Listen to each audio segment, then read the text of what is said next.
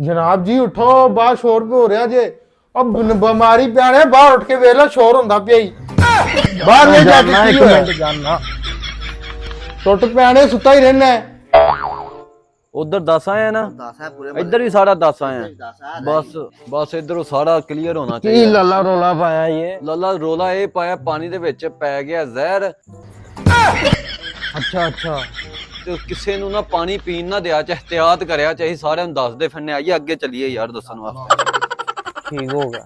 ਮੈਂ ਪਤਾ ਨਹੀਂ ਕੀ ਰੋਲਾ ਪਾਇਆ, ਐਵੇਂ ਤਮਾਸ਼ਾ ਲਾਇਆ।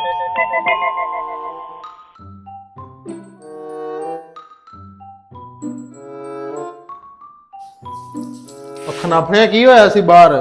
ਕੁਛ ਵੀ ਨਹੀਂ ਹੋਇਆ, ਤੂੰ ਪਾਣੀ ਪੀ ਕੇ ਸੋ।